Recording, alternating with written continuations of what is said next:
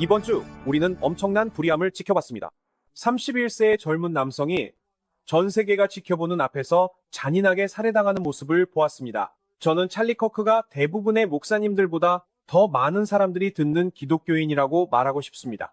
그는 하나님께 받은 재능으로 누구와도 공개적으로 맞서서 어떤 이슈든 토론할 수 있었습니다. 그리고 그는 성경적으로 존중하는 태도로 그렇게 했으며 미국의 폭력 문제를 해결하려고 애쓰는 동안 폭력이 그에게 닥쳤습니다. 그는 너무 이른 나이에 세상을 떠났습니다. 그에게는 아내와 2명의 어린아이가 있었습니다. 이 일은 또 다른 여성의 참혹한 살해 소식이 전해진 그 주에 일어났습니다. 그녀의 이름은 아이리나 사루츠카야입니다. 소셜미디어가 그녀의 이름을 알리지 않았다면 여러분은 그녀에 대해 듣지 못했을 것입니다. CNN은 신경 쓰지 않았습니다. BBC도 신경 쓰지 않았습니다. 이 소식은 사람들이 일론 머스크가 인수한 X라는 앱을 통해 전해졌습니다. 그녀가 너무 이른 나이에 세상을 떠난 천사였다는 밈들이 만들어졌습니다. 같은 주에 2명의 무고한 사람이 목에 공격을 당해 살해되었습니다. 잔인한 장면이라 죄송하지만 죽은 이들을 제대로 기념하는 것은 이를 외면하지 않는 것이라고 생각합니다. 그렇지 않습니다. 악을 직면하고 맞서야 합니다. 아이리나의 경우 그녀는 일을 마치고 돌아오는 길에 노스캐롤라이나의 기차에 앉아 있었습니다. 그녀는 우크라이나 전쟁을 피해 미국으로 피난 온 난민이었습니다. 그녀 뒤에는 한 흑인 남성이 앉아 있었습니다. 그는 누군가를 죽일 생각을 하고 있었습니다. 그녀가 앉아서 휴대폰을 보고 있을 때 그것이 자신의 인생의 마지막 순간이 될 줄 몰랐습니다. 그녀가 휴대폰을 보고 있을 때 그 남자가 일어나 칼을 꺼내 그녀의 목을 찌르고 3번이나 목을 그었습니다. 영상에서 그녀가 그 남자를 바라보고 그 다음 자신의 피 묻은 손을 바라보며 무슨 일이 일어났는지 깨닫는 모습을 볼 수 있습니다. 뉴스에서는 보여주지 않지만 그녀는 피를 바라보며 살아있었고 천천히 쓰러졌습니다. 좌석 사이에서 그녀는 그 기차 안에서 숨을 거두었습니다. 집에 가서 쉴 거라고 믿고 있었죠. 인생은 어떻게 될지 모릅니다. 인생은 짧습니다. 이튼 주에 찰리 커크는 유타에서 토론을 하고 있었습니다. 그는 학생들로 가득한 관중 앞에 앉아 있었습니다. 그는 학생들에게 생각하게 하려고 노력하고 있었는데 200야드 떨어진 옥상에서 누군가 그를 향해 총을 쐈습니다. 아직 명확하게 밝혀지지 않았지만 그가 방탄조끼나 비슷한 바디아머를 입고 있었던 것 같습니다. 총알은 그의 복부를 향한 걸로 보입니다. 누군가를 쏘기에 가장 쉬운 방법이죠. 영화에서는 항상 머리를 겨냥하지만요. 머리는 항상 움직이고 크기도 매우 작습니다. 심장을 바로 노려 쏘는 것이 훨씬 더 쉽죠. 하지만 그는 복부를 겨냥한 것 같고 총알이 튕겨나가 그의 목을 맞춘 것 같습니다. 그렇게 되면 그가 살아남을 방법은 없었습니다. 모두가 보는 앞에서 엄청난 양의 피가 쏟아졌습니다. 이건 불의한 일입니다. 이 이야기들에는 여러 가지 불의함이 있습니다. 그중 몇 가지를 살펴봅시다. 첫 번째 문제는 당연히 우리는 가해자를 비난해야 합니다. 이 아프리카계 미국인은 이전에 14번 체포된 적이 있습니다. 평균적으로 살인을 저지른 사람, 즉 실제로 누군가를 죽인 살인범은 평균적으로 11번의 전과가 있다는 사실을 알고 계십니까? 이들은 상습 범죄자입니다. 이들은 좋은 사람들이 아닙니다. 성경은 세상에 악이 존재한다고 가르칩니다. 제 질문은 좋은 판사라면, 좋은 법체계라면 왜 악한 사람을 14번이나 풀어주겠냐는 겁니다. 기독교인으로서 우리는 성경이 14번이나 체포된 사람을 그냥 풀어주라고 가르치는지 물어봐야 합니다. 여러분도 아시다시피 성경은 정의의 원전입니다. 문명화된 국가들의 법은 우리의 10계명을 기반으로 하고 있습니다. 그런데 이번 주말에 아마도 아주 소수의 목사님들만이 아이리나와 찰리 커크의 이름을 언급할 것입니다. 아마도 찰리 커크에게 경의를 표하거나 헌사를 바칠지도 모릅니다. 이 상황에 대해 성경은 뭐라고 말하고 있습니까? 만약 여러분이 이 젊은 여성의 부모라면 사법체계가 여러분을 저버렸다는 사실에 너무나 화가 날 것입니다. 여기 악한 판사가 있습니다. 그녀의 이름은 테레사 스톡스입니다. 그녀는 민주당입니다. 그녀는 하나님의 원칙과는 다른 원칙에 따라 행동합니다. 그리고 그녀가 바로 이 남자, 디카를로스 브라운 주니어를 14번째로 풀어준 사람입니다. 이 일에 대해 성경이 뭐라고 말하는지 궁금하군요. 더 많은 불의가 있습니다. 미국의 모든 민주당원들이 나는 우크라이나를 지지한다고 말했던 거 기억하십니까? 블라디미르 젤렌스키가 의회에 왔을 때 그들은 우크라이나 국기를 흔들며 우리는 우크라이나를 지지한다고 말했습니다. 우리는 호주에서 우크라이나를 지지한다며 수십억 달러를 우크라이나에 보냈습니다. 하지만 무고한 우크라이나 여성이 미국에서 죽었을 때 그들은 아무 말도 하지 않습니다. 그들은 어떤 깃발도 흔들지 않습니다. 그러니 진정으로 불안 것은 바로 위선입니다. 정치인들이 우크라이나를 좋아하는 진짜 이유는 그곳이 돈 세탁 국가이기 때문입니다. 미국 정치인들의 친척과 자녀들이 우크라이나 기업의 이사회에 앉아 있습니다. 그리고 우크라이나는 우크라이나 전쟁 이전부터 유럽에서 가장 부패한 나라로 알려져 있었습니다. 그래서 우리가 우크라이나인에 대해 분노하고 목소리를 내야 할 때 그들은 침묵합니다. 저는 더 많은 불의가 있다고 믿습니다. 어째서 아무도 이 불쌍한 젊은 여성을 도와주지 않았을까요? 도대체 4-5명이 일어나서 그 남자를 제압하는데 무엇이 필요했을까요? 그가 칼로 찌르고 있을 때 말입니다. 그 영상에 나온 모든 사람들은 자신만을 보호하고 그 여성에게서 떠나버렸습니다. 성경에서는 이런 사람들도 죄가 있다고 여겨질 것입니다. 우리는 다른 인간에 대한 책임이 있습니다. 저는 우리가 기독교인이라면 그래야 한다고 생각합니다. 그렇지 않나요? 이스라엘에서는 사람들을 훈련시킵니다. 테러리스트가 교실에 들어오는 것을 대비, 학생들까지도 훈련을 받습니다. 아이들에게 이런 걸 가르쳐야 한다는 게 슬프지만 그래도 가르쳐야 합니다. 가만히 앉아 있으면 안 됩니다. 테러리스트가 자유롭게 돌아다니게 두면 안 됩니다. 던질 수 있는 건 뭐든지 집어서 그에게 던지기 시작해야 합니다. 의자를 던지든 휴대폰을 던지든 뭔가를 던지세요. 그렇게 하면 아이들의 생명을 구할 수 있습니다. 하지만 요즘 사람들은 반응하지 않도록 길들여졌습니다. 악에 맞서지 마라 라고요. 이것이 바로 예수님이 다시 오셔야 하는 이유입니다. 예수님께서 다시 오셔서 악에 맞서실 것입니다. 어쩌면 우리가 악을 대처하는데 가장 약한 세대가 된 것일지도 모릅니다. 왜 미국인들이 자신만 보호하고 이웃을 돕지 않는지 저는 알고 있습니다. 다니엘 펜이라는 남자가 있었는데 비슷한 상황에 처했었죠. 그는 해병대 출신이고 기차에서 범죄자가 누군가를 공격하는 것을 봤습니다. 그는 그를 때리지도 않았습니다. 그저 군대식 초크홀드만 사용했죠. 그는 그 남자의 목을 6초 동안 잡고 있었습니다. 그 정도 시간이면 사람이 기절하게 됩니다. 그는 영웅이 되어야 마땅합니다. 하지만 뉴욕은 좌파가 권력을 잡고 있어서 그를 체포했습니다. 그들은 그에게 과실치사 혐의로 형사 기소를 했습니다. 그리고 그는 모든 돈과 엄청난 스트레스를 감당해야 했습니다. 법정에 한 번이라도 가보면 사람들이 얼마나 스트레스를 받는지 알 수 있습니다. 그리고 변호사들은 당신이 불쌍하다고 해서 할인해주지 않습니다. 그리고 마침내 배심원단이 나섰습니다. 정말 다행히도 미국에는 배심원 제도가 있는 사법 시스템이 있습니다. 오랜 시간 스스로를 변호한 끝에 배심원단은 그에게 무죄를 선고했습니다. 하지만 이 일은 지켜보던 사람들에게는 하나의 교훈이 생겼습니다. 도움을 줄 때 더 조심해야 된다고 생각하게 된 거죠. 이웃을 돕고 싶지만 2년 동안 재판을 겪고 싶지는 않습니다. 이 이야기에는 더 큰 불이함이 있습니다. 이것은 미국인들에게 가장 민감한 문제입니다. 인종 문제는 매우 민감합니다. 이 사진에 있는 모든 사람의 인종을 바꾼다면 샬럿이 전체가 들썩였을 겁니다. 여기에는 백인 여성 1명과 흑인 4명이 보입니다. 사실 뒤에 1명이 더 있어서 백인 여성 뒤에는 흑인 5명이 있습니다.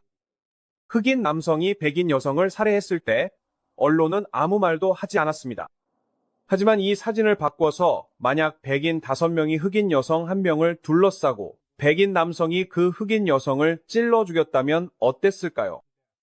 그 순간 샬럿이는 불타고 있었을 겁니다. 흑인들은 나와서 이것이 인종차별 행위라고 말할 것입니다. 우리는 피부색이나 기독교인인지 아닌지에 따라 다른 종류의 정의를 받아서는 안 됩니다. 더 많은 불의가 있습니다. 이번 주에 일어난 일의 규모를 이해한다면 교회로서 일어서야 한다는 생각이 들 것입니다.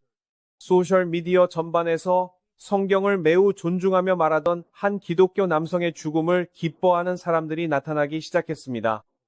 그리고 그가 결혼에 대해 남성과 여성, 그리고 트랜스젠더에 대해 성경이 말하는 바를 인용했다는 이유만으로 극단주의자로 낙인 찍혔습니다. 그가 매우 논란이 많았다고 하면서 하나님을 사랑하는 관점을 가졌다는 이유로 당신을 비인간화합니다.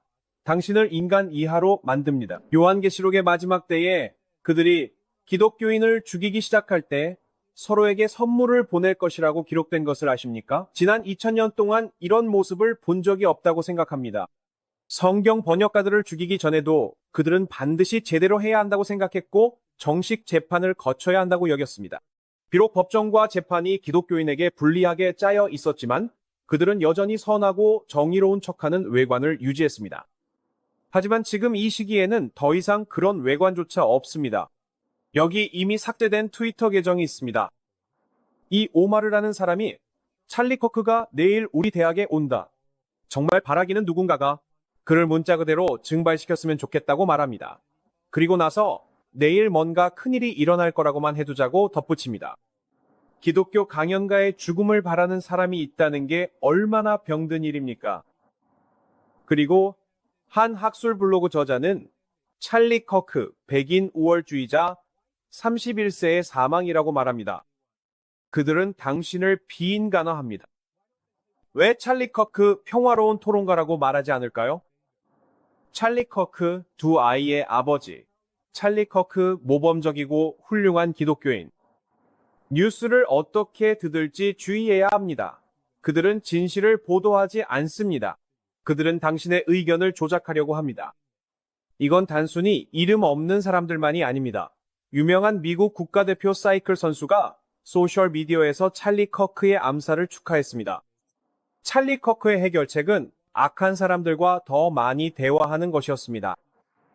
그게 좋은 시작이었다는 건 알겠지만 결과는 좋지 않았습니다. 저는 아주 단순한 질문을 하고 싶습니다. 우리는 기독교인으로서 어떻게 악에 맞서야 할까요? 우리는 악과 더 많이, 더 자주 대화해야 할까요? 기독교인들은 종말의 악이 어떻게 일어날지 잘 모르는 것 같습니다. 여러분은 지금 적그리스도의 영을 목격하고 있습니다.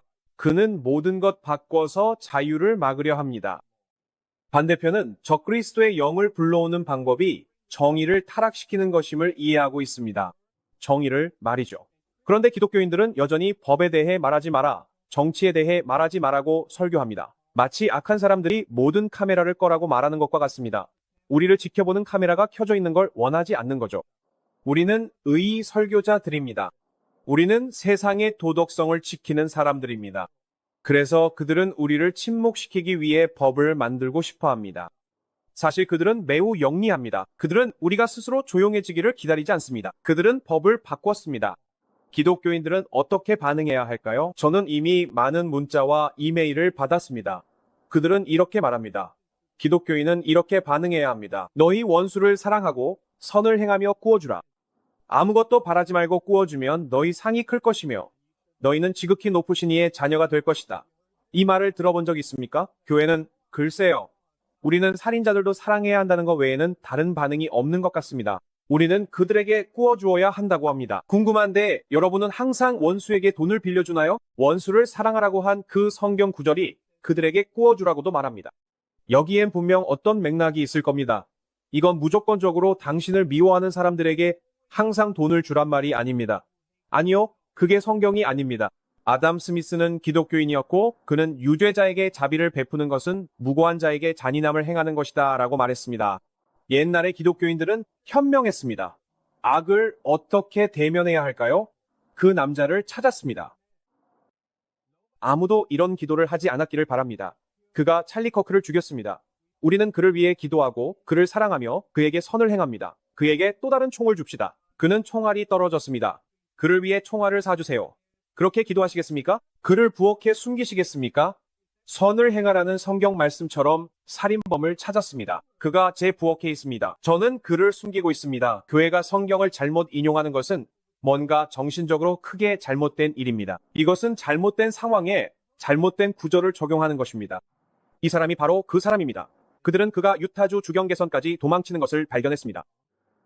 우리는 어떻게 무고한 사람을 존중할 수 있을까요? 우리가 이 문제에 대해 성경이 뭐라고 말하는지 논의하지 않는다면 찰리 커크의 죽음은 헛된 것이 됩니다. 이제 성경으로 가봅시다. 성경 어디에도 네 원수와 대화하라고 가르치지 않습니다. 성경 어디에도 범죄를 그냥 용인하라고 가르치지 않습니다. 그래서 제 질문은 우리가 이 생각을 어디서 얻었느냐는 것입니다. 왜 서구 세계 전체가 이것을 믿고 있을까요? 그것은 바로 은혜의 메시지 때문입니다. 은혜를 전파해야 할 시기가 있었고, 우리는 그것을 아주 잘 해냈습니다. 우리는 그것을 너무 잘해서 다른 메시지가 없습니다. 우리는 우리가 좋아하는 메시지만 전하기 위해 수많은 성경 구절을 무시합니다. 저는 느슨한 은혜가 거룩하지 않은 사랑의 사회를 만들었다고 말씀드리고 싶습니다. 우리는 무자비한 자들에게 자비를 베풉니다. 우리는 교만한 자들에게 은혜를 줍니다. 그리고 우리는 정의를 설교하는 이들에게 분노를 쏟아냅니다. 교회의 균형 상실이 이상하고 왜곡된 탈진실의 사회를 만들어냈습니다. 성경은 사법권을 다시 백성에게 돌리라고 말합니다. 성경은 사악한 재판관들에게 책임을 물을 수 있다고 가르칩니다. 신약에서는 재판관을 심판할 수 있다는 것을 볼 수 있습니다. 잊으셨습니까? 바리새인들이 예수님을 죽이려고 했던 것 기억나시나요? 그들은 너무 일찍 그 일을 준비하려고 했습니다.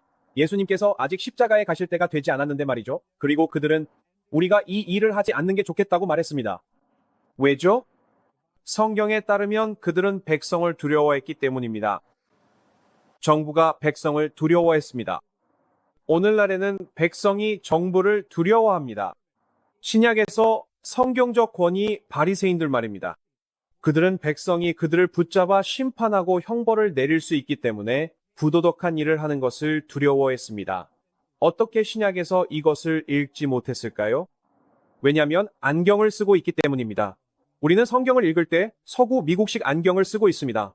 우리는 오직 은혜만 볼 수 있습니다. 다른 것은 볼 수 없습니다. 지도자들은 무엇을 해야 합니까?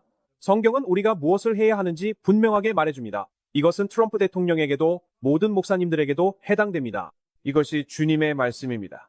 미가서 6장 8절입니다. 사람아 주께서 선한 것이 무엇임을 내게 보이셨나니 여호와께서 내게 구하시는 것은 여러분이 지도자라면 주목하십시오. 여러분은 다음 구절이 주께서 내게 구하시는 것이 더 많은 사랑, 자비, 은혜를 설교하라고 생각하십니까? 하지만 그런 구절은 없습니다. 그건 여러분이 만든 것입니다. 군대에서 자기 마음대로 명령을 만들면 탈영하는 것과 같습니다. 우리 지도자들은 우리 자신의 지시나 명령을 내릴 수 없습니다. 우리는 지휘관의 명령을 따를 책임이 있습니다. 주께서는 여러분이 정의를 행하기를 요구하십니다. 첫 번째입니다. 그럼에도 이 자리에 계신 많은 분들 중 정의라는 단어가 긍정적으로 설교되는 것을 이번에 처음 듣는 분들도 계실 겁니다. 가정에서 아버지의 가장 중요한 역할은 정의를 행하는 것입니다. 만약 여러분이 불공평하거나 약속을 지키지 않거나 너무 관대하거나 너무 엄격하다면 자녀들은 여러분을 판단할 것입니다. 그리고 자녀들은 자라서 하나님을 미워하게 될 것입니다. 여러분은 이 쉽지 않은 정의의 바른 길을 걸어야 합니다. 왜냐하면 여러분이 기독교인을 대표하기 때문입니다. 단순히 돈을 주는 것으로가 아니라 정의를 행함으로써입니다. 저는 한 소중한 자매님이 생각납니다. 그분에게는 3명의 아름다운 자녀가 있었습니다. 하지만 그 아이들이 하나님을 따르지 않기 시작했습니다. 그리고 그들이 하는 일이라고는 자녀들에게 돈을 주는 것뿐이었습니다. 사랑도 주었습니다. 돈과 사랑을 더 많이 줄수록 자녀들은 더 멀리 떠나갔습니다. 어느 날 자매님이 스티브 목사님 꿈을 꿨습니다. 꿈을 해석해 주실 수 있으세요? 무슨 뜻인지 모르겠어요 라고 했고, 저는 하나님께서 저를 선지자로 사용하십니다. 무슨 꿈인지 얘기해 주세요 라고 했습니다. 자매님이 말하길 정말 이상했습니다. 3마리의 돼지가 진흙탕에서 놀고 있었고 그 진흙 속으로 점점 더 빠져들고 있었어요. 이게 무슨 뜻이죠? 제가 말했습니다. 이건 아주 쉬운 해석이에요. 자녀가 몇 명 있으시죠? 자매님, 3돼지는 3명의 자녀입니다. 자녀들이 지금 뭘 하고 있나요? 하나님을 따르고 있나요? 그녀가 말했습니다. 오, 스티브 목사님, 저희는 정말 최선을 다했어요. 아이들을 교회에도 데려가고 유스 그룹에도 보냈어요. 아마 1명 정도 하나님을 따르는 것 같아요. 제가 말했습니다. 자매님께는 뭔가 할 수 있는 힘이 있어요. 하나님께서 자매님께 꿈을 주셨잖아요. 하나님께로부터의 꿈은 마지막 경고입니다. 그건 자매님이 하나님의 말씀을 들으려 하지 않았다는 뜻이에요. 자매님은 목사님의 말씀도 듣지 않았어요. 그래서 하나님께서 마지막 메시지를 주셔야 했던 거예요. 그리고 그 자매님은 스티브 목사님, 제가 할 수 있는 게 정말 없어요 라고 했습니다. 제가 물었습니다. 무슨 말씀이세요? 이 아이들이 자매님께 의지하고 있나요? 네, 그렇죠. 저희가 항상 아이들에게 돈을 줘요 라고 그녀가 대답했어요. 제가 말했습니다. 그럼 아주 간단하네요. 돈을 끊으세요. 보상을 좋은 행동과 연결하세요. 나에게 순종하면 돈을 받는 거고 교회에 오면 돈을 받는 거고 이렇게 긍정적으로 접근하세요. 아, 너 정말 잘못했으니 케일럽 목사님을 만나야겠다. 이런 식으로 접근하지 마세요. 그런데 그녀는 저는 그렇게 할 수 없어요 라고 말했습니다. 제 결정이 아니에요. 남편의 결정이에요. 그럼 남편분과 이 문제에 대해 상의하세요. 꿈을 받은 사람은 자매님이니까요. 그리고 거기서 대화를 마쳤습니다. 저는 전 세계에서 많은 개인 상담을 하고 있고 정의를 행하기 위해 최선을 다하고 있습니다. 하나님께서 저를 모든 사람을 먼저 혼내라고 부르신 게 아닙니다. 하나님께서는 저를 먼저 정의를 실천하라고 부르셨습니다. 저는 나쁜 행동을 한 사람에게 보상을 주는 것은 정의롭지 않다고 말했습니다. 그리고 2년이 지난 후 제가 이 부부를 한번 확인해 봐야겠다고 생각했습니다. 2년 동안 그들로부터 아무 소식도 듣지 못했거든요. 코로나도 있었고 코로나 기간 동안 많은 친구들이 서로 연락이 끊겼죠. 제가 먼저 연락했습니다. 누군가에게 먼저 다가갈 때 연락 않는 사람에게 먼저 다가가는 것, 그게 사랑입니다. 저는 그런 일을 여러 번 했어요. 육신은 이렇게 말하죠. 저 사람이 나를 무시하니까 나도 무시해야지. 하지만 사랑은 항상 먼저 다가갑니다. 그들이 어떻게 하든 그건 그들의 몫이에요. 저는 사랑 안에서 걷고 건강하게 살아갑니다. 감사하게도 이 둘은 함께 갑니다. 그녀가 말하길 정말 힘든 한 해였어요. 남편은 늙었고 돈 문제도 있었어요. 그래서 제가 물었죠. 무슨 일 있었어요? 그녀가 말하길 중국에 간 우리 아들이 죽었어요. 그는 아내와 두 아이가 있었고 전부 암호화폐에 넣었는데 아무도 그의 휴대폰을 열 수 없어요. 우리 가족을 위해 기도해 주세요. 뭐라고 말할 수 있을까요? 어머니가 아들을 잃었을 때 무슨 말을 할 수 있을까요? 정말 힘든 일입니다. 가장 어려운 일이죠. 저는 제가 할 수 있는 한 최대한 온유하게 말했습니다. 자매님의 꿈을 기억하나요? 그녀는 그걸 잊고 있었습니다. 하지만 기억이 나자 그녀는 순종했어야 했는데 라고 말했어요. 왜 당신의 돈을 써서 아이를 중국에 보냈나요? 무엇을 위해? 그들이 뭘 얻을 수 있습니까? 생명이 가장 중요합니다. 예수 그리스도가 가장 중요합니다. 자녀들이 믿음을 갖도록 도와주세요. 마지막 때에 하나님의 뜻을 벗어나 사는 것은 정말 위험한 일입니다. 성경은 하나님께서 우리 지도자들에게 요구하시는 것은 정의를 행하는 것이라고 말합니다. 만약 천국에 올라가서 아무도 나에게 이걸 전해주지 않았어요. 저는 몰랐어요 라고 말한다면 하나님께서는 나는 그 설교자들을 심판하겠지만 너도 심판한다.